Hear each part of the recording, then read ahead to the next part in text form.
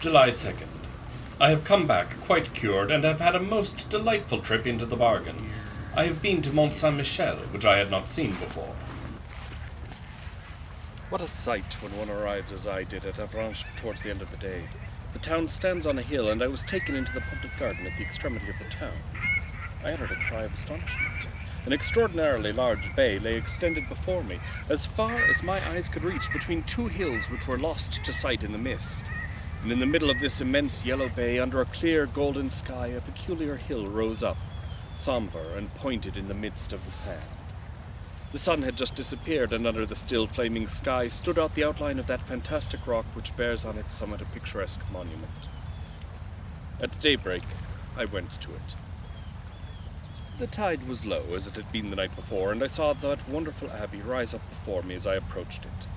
After several hours walking, I reached the enormous mass of rock which supports the little town, dominated by the great church. Having climbed the steep and narrow street, I entered the most wonderful Gothic building that has ever been erected to God on earth.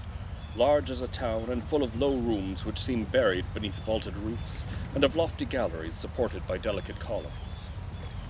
I entered this gigantic granite jewel, which is as light in its effect as a bit of lace, and is covered with towers, with slender belfries to which spiral staircases ascend.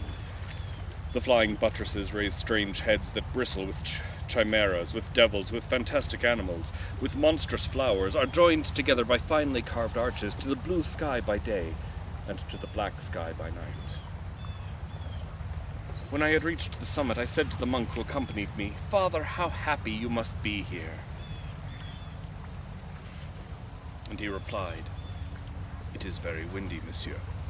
And so we began to talk while watching the rising tide, which ran over the sand and covered it with a steel cuirass. And then the monk told me stories, all the old stories belonging to the place, legends, nothing but legends. One of them struck me forcibly. The country people, those belonging to the Mornay, declare that at night one can hear talking going on in the sand, and also that two goats bleat, one with a strong, the other with a weak voice. Incredulous people declare that it is nothing but the screaming of the seabirds, which occasionally resembles bleatings, and occasionally human lamentations, but belated fishermen swear that they have met an old shepherd, whose cloak-covered head they can never see, wandering on the sand, between two tides, round the little town placed so far out of the world. They declare he is guiding and walking before a he-goat with a man's face and a she-goat with a woman's face, both with white hair, who talk incessantly, quarreling in a strange language, and then suddenly cease talking in order to bleat with all their might. "Do you believe it?" I asked the monk.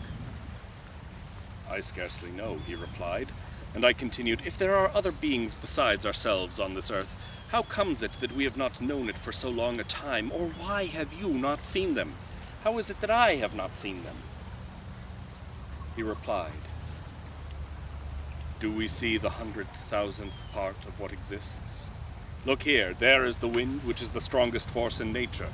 It knocks down men and blows down buildings, uproots trees, raises the sea into mountains of water, destroys cliffs, and casts great ships onto the breakers. It kills, it whistles, it sighs, it roars, but have you ever seen it? And can you see it? Yet it exists for all that." I was silent before this simple reasoning. That man was a philosopher, or perhaps a fool. I could not say which exactly, so I held my tongue. What he had said had often been in my own thoughts.